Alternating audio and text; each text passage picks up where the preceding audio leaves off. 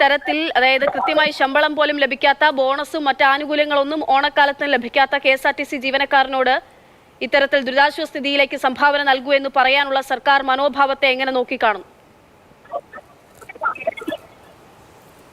ഈ വയനാട് ദുരന്തത്തിന് സഹായിക്കേണ്ടത് എന്ന് പറയുന്ന ഒരു മാനുഷിക പരിഗണനയാണ്.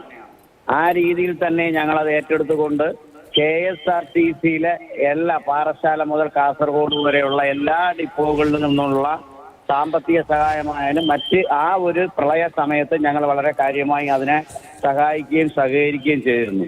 നിങ്ങൾക്കറിയാം, ഈ ഓണനാളിൽ ചായക്കടയിൽ തട്ടുകടയിൽ ചായ അടിക്കാൻ നിൽക്കുന്ന ഒരാളിന് പോലും ആ കടയിൽ നിന്ന് 3000-ഓ 5000-ഓ 10000 രൂപ ബോണസ് കിട്ടുമ്പോൾ ബോണസ് കിട്ടാത്ത ഒരു തൊഴിലാളി എന്ന് പറയുന്നത് കേരളത്തിലെ പിണറായി സർക്കാരിന്റെ കീഴിലുള്ള KSRTCയിലെ തൊഴിലാളികൾക്കാണ്.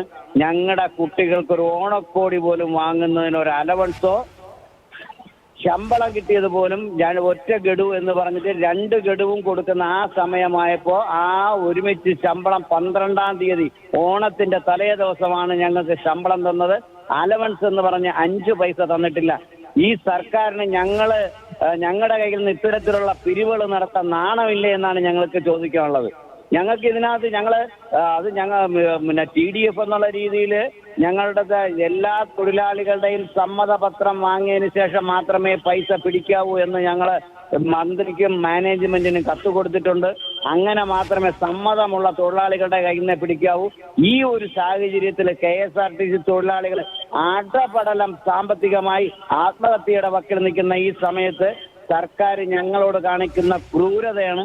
അതിനോടൊപ്പമാണ് ഇത്തരത്തിലുള്ള ഒരു ഇൻഡാസും കൂടെ ഞങ്ങളുടെ തൊഴിലാളികളുടെ മേൽ അടിച്ചേൽപ്പിക്കുന്നത്. ഇതൊന്നും ഞങ്ങൾ ഒരിക്കലും അംഗീകരിക്കില്ല മാഡം. ശരി, അജയൻ TDFിന്റെ പ്രതിനിധിയാണ്. അദ്ദേഹം